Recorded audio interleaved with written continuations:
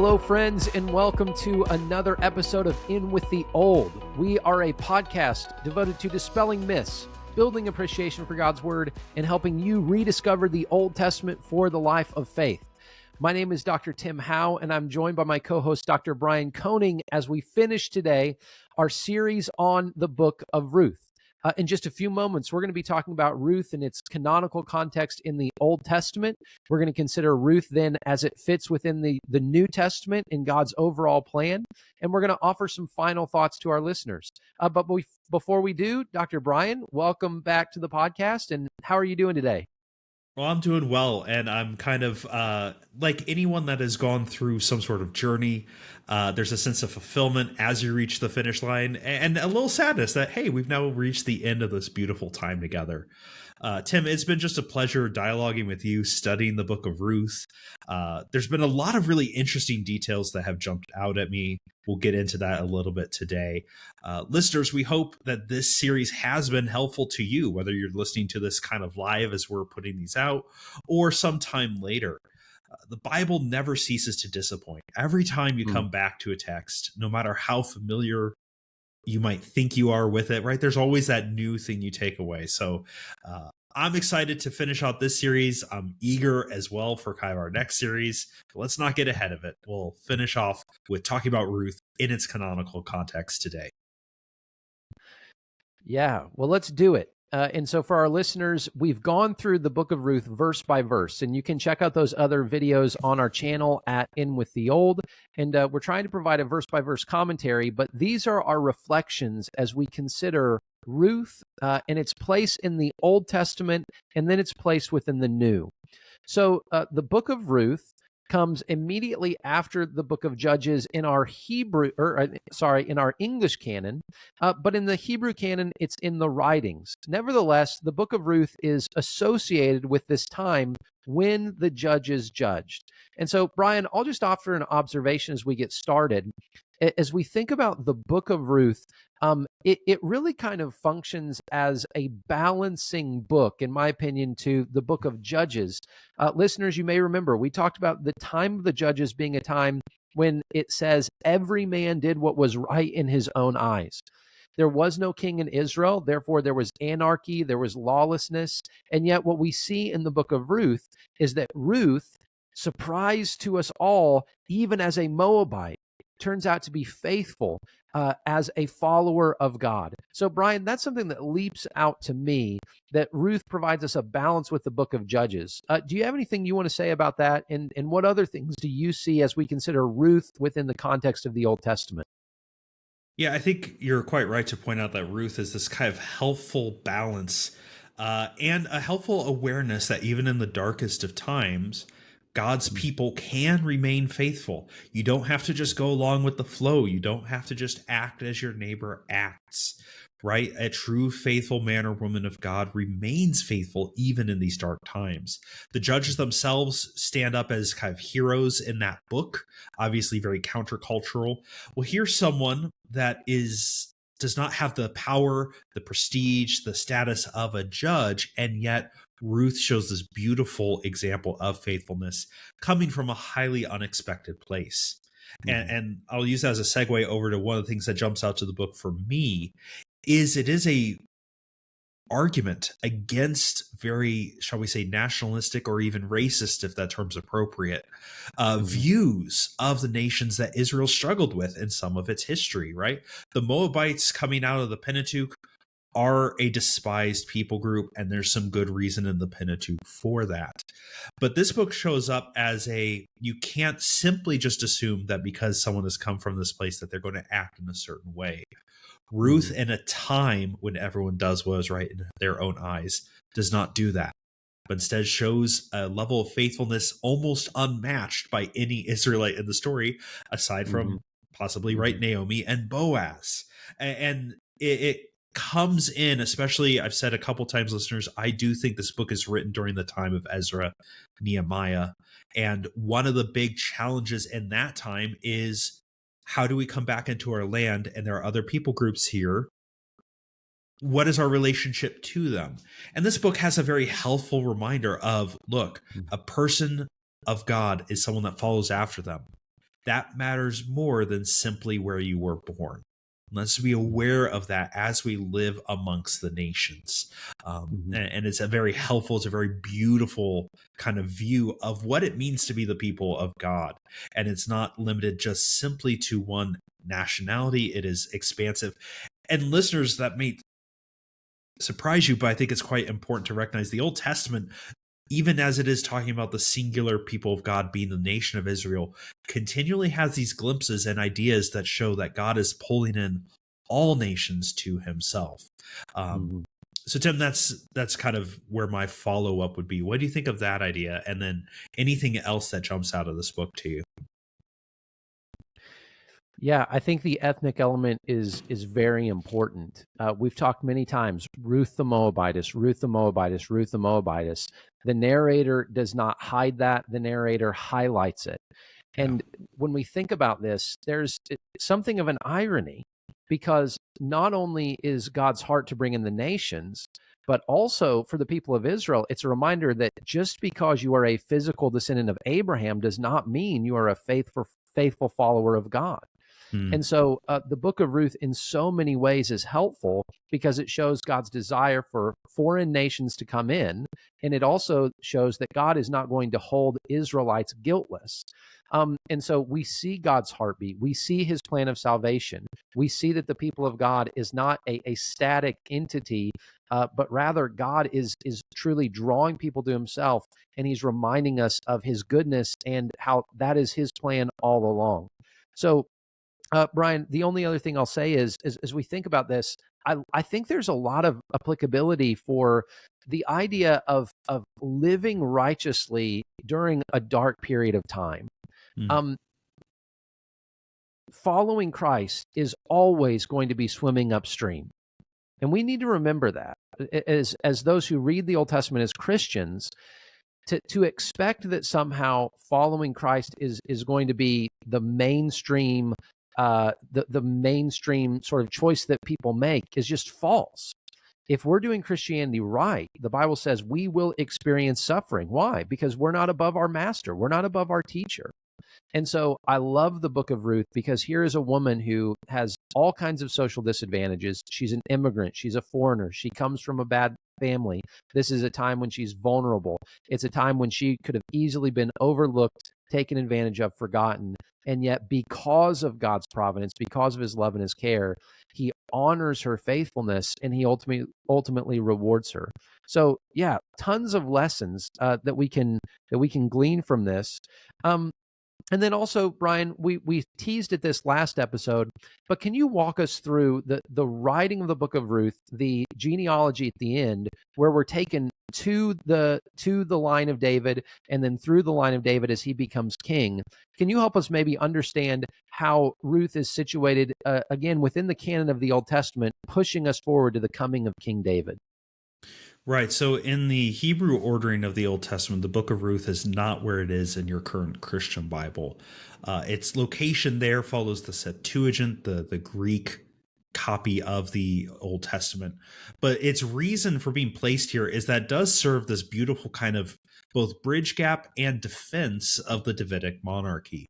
So you have at the end of the book of Ruth the reveal, if you've never read the book before, right? That Booth and Boaz, fantastic. Ruth and Boaz, rather, are not just this kind of random love story that they'll ride off into the sunset and we'll never hear from again. In fact, these are the forebears of none other than King David. And that's significant for at least two reasons. First, the book of Judges ends with a, shall we say, slight towards King Saul's tribe. They Mm, are not necessarily good people. Coming right on the heels of that, then you have this beautiful story of unexpected faithfulness and righteousness. And what do you know? It's King David's lineage. That then mm, moves us into the time of the monarchy, predisposed to think ill of King Saul and well of King David. That kind of sets up in a propaganda sense, and I don't mean that negatively, but just kind of it's pro David, and that mhm, helps us kind of go, yes, we're really excited when he comes on the scene. So that's one mhm, reason that I think is important. The second reason this helps legitimate the Davidic kingdom and the Davidic monarchy is put yourself in the shoes of a person during King David's time, which Tim, you and I have said on this podcast before, something we need to do and something we don't often do. We often think of these as Sunday school characters that just kind of float on the clouds. If you're an Israelite when David ascends to the throne, you probably have a couple questions, and people that are unhappy with David could have a few things they could pick fights with him.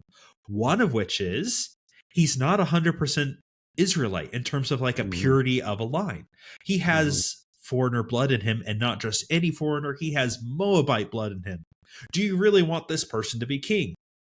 Ruth, if that's a challenge to his monarchy, Ruth takes that challenge head on and says, I'm not afraid of my lineage. I'm not ashamed of where I come from, because look, I might have a Moabite ancestor. She was more faithful than all of your ancestors, being pure Israelites. It is nothing to be ashamed of. And so I think it challenges that head on. So in those two senses, I think this really firmly establishes the Davidic monarchy, the Davidic line, and of course that's going to be then extremely important for understanding the outworking of God's redemptive plan through the rest of the Old Testament. Yeah, absolutely. And Brian, I think when we consider the kind of political nuances of early Israel, we need to remember this was not, we think of David as the unquestioned, unchallenged king. Well, that is absolutely not true. In fact, I think that this speaks to the historicity of the book and the legitimacy of the book, because this is exactly the kind of thing you wouldn't want your political enemies to know. This is the kind of thing that, hey, if my ancestor is Jesse James, I'm probably not going to put that on my flyer for sheriff. This is the kind of thing that he would have wanted to keep hush hush, because the Moabites were still considered the enemies of God.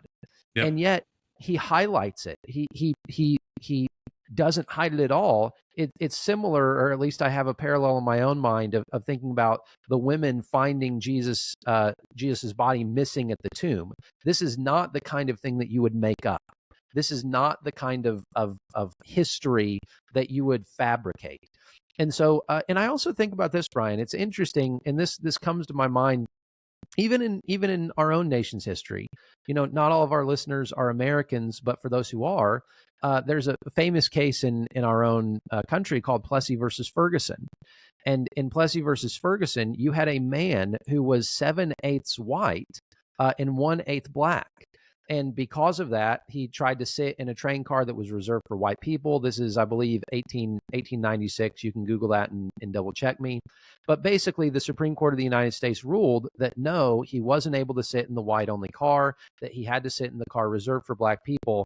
And that's a rather famous case in the United States Supreme Court. But think of this.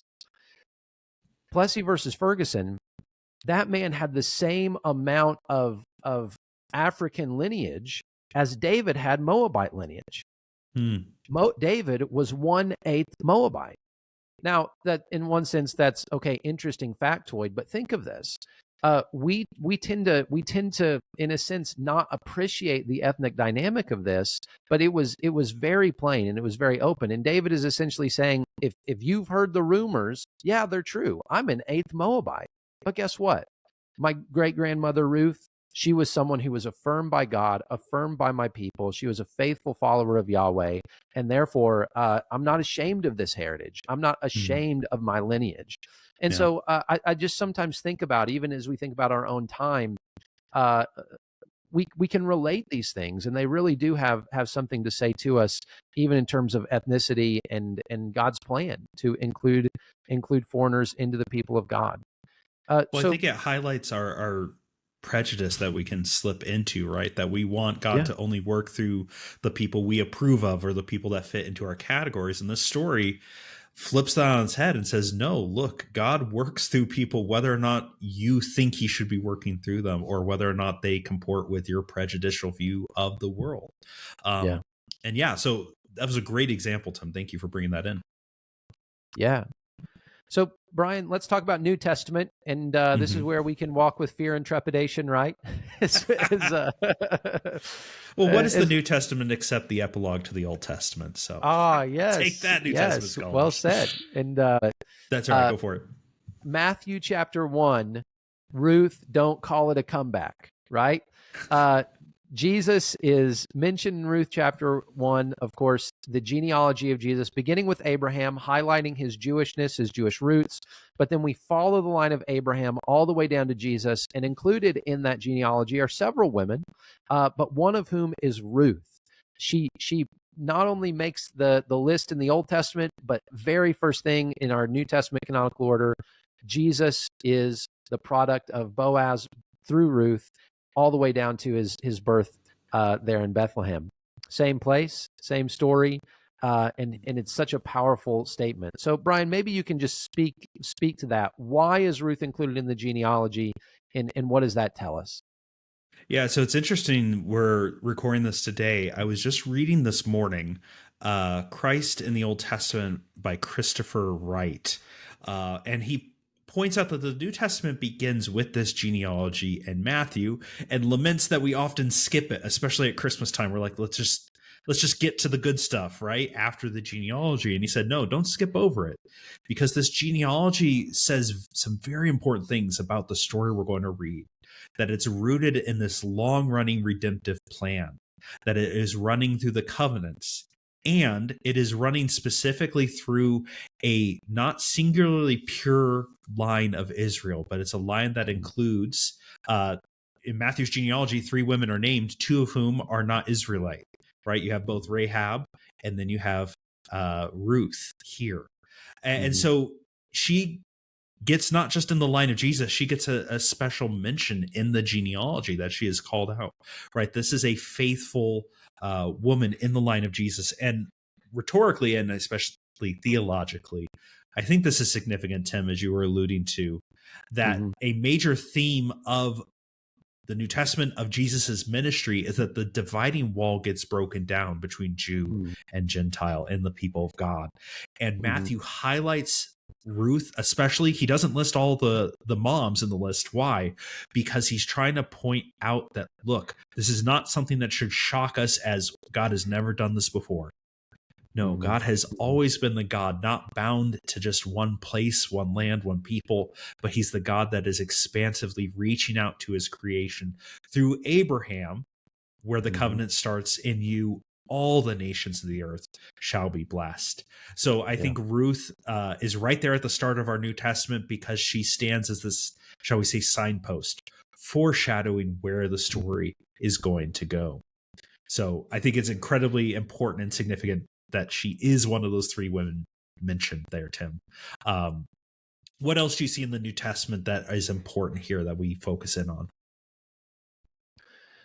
Yeah, well said, Brian. And just even thinking about the book of Matthew for a moment. The book of Matthew begins with a genealogy that includes foreigners.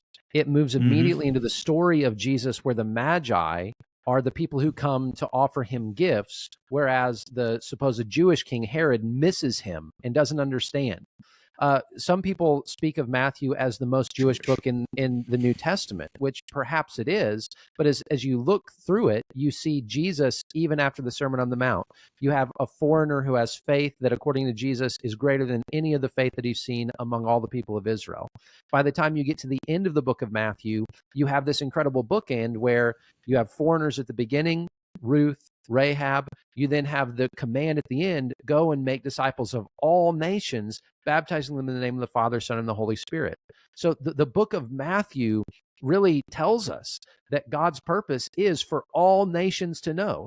Ruth and Rahab were, in a sense, the first fruits, the unexpected first fruits that formed Jesus's identity and helped us understand his mission. But at the very beginning, and from the very beginning, we see God's purposes to bring the Gentiles in. We see that in Ephesians 2, as Brian mentioned. We see that in the book of Galatians, right? The coming into the Gentiles. We see it in the argument to the Romans, to the Jew first and also to the Greek. All have sinned and fall short of the glory of God and are justified freely by his grace. And to me, Brian, this is such a teaching point, that when we think of the New Testament, It's not just that the Old Testament is somehow a nice backdrop. We are not going to understand the New Testament unless we understand the Old Testament. We can't understand the story of the new unless we understand the purpose of the old. And so for our listeners, this is part of the reason why Brian and I are so passionate about this, because we do believe that the story rushes forward to Christ. We do believe that he is the epicenter of history. But we are going to misunderstand what he came to do unless we have the best possible grasp we can of the Old Testament and the purposes of God and the way that Christ fulfills them. And so Ruth is an amazing picture of that. Gentile inclusion is such an important part of God's purposes in the New Testament. And Ruth is evidence that this is not new. This is not God's plan B. This isn't God changing his mind.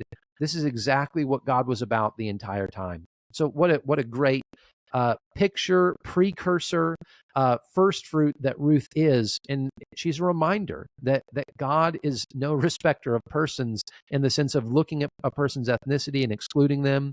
No, God's door of salvation is open to all. And what a beautiful picture at the very beginning. Yeah. So as we are wrapping up the series, Tim, I'd love to leave the listeners with kind of an application point, right? Something that we go, hey, this should change us. Because I think that's something we were both very committed to, that our study of the Bible must change us. Yes. And if it doesn't, that's not helping us. In fact, that's maybe hurting us. Mm-hmm. My application points, I've come out of Ruth as I've really thought about it, as we've gone through it verse by verse.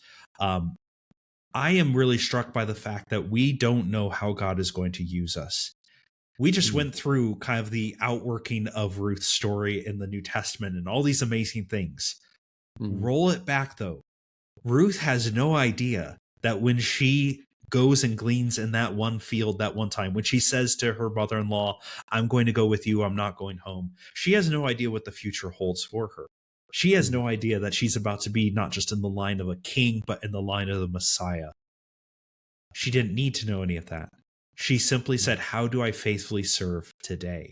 And as an application point, that's something I take a lot of encouragement with. It can be very easy in all of our lives to feel downtrodden, to go, I don't know what the future holds. I don't know, is any of this ever going to be significant, helpful?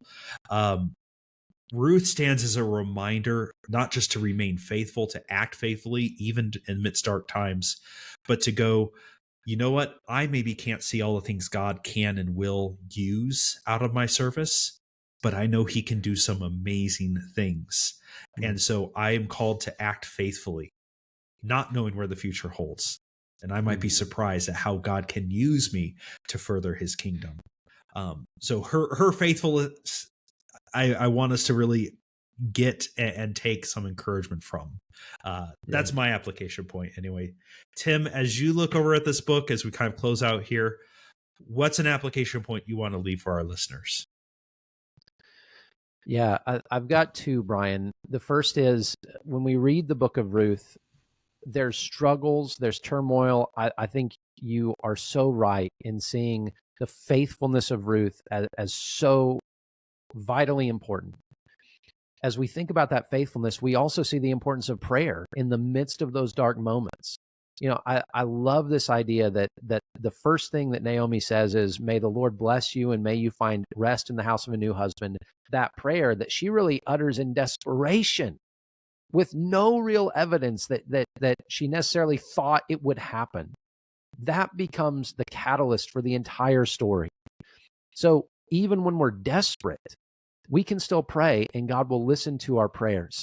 And as I mentioned before, I think prayer is a crucial narrative instrument in the book of Ruth. And it's a reminder for me, hey, when I feel broken, when I feel like I can't see, it's important to pray and to place it into God's hands and to trust in him, as you mentioned. And then the second thing I'll say is this. When we think of Boaz in the book of Ruth, Boaz is an incredible model, especially when it comes to him paying attention to those who have no ability or promise of paying him back or rewarding him. And you mentioned that in one of our episodes, Brian. But when we think of our lives, it is so easy, as Jesus said, to love those who love us, to pray for those who pray for us, to serve those who serve us. But that is not true Christ-likeness. Christ-likeness is when we love those who have no real possibility or promise of rewarding us in return. And yet Boaz had truly a godly concern for Naomi and Ruth. And at least for me, that reminds me, whatever privileges God has given me, whatever advantages, whatever opportunities, I don't want to take those for granted. I want to have my eyes open to see as God sees, and to bless others without any expectation of return. And this is what I love.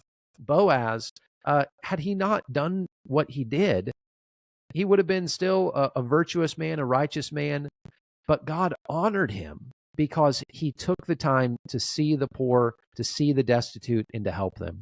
And I think again of what it says in James, pure and undefiled religion is this, helping orphans and widows in their time of distress and keeping oneself undefiled by the world.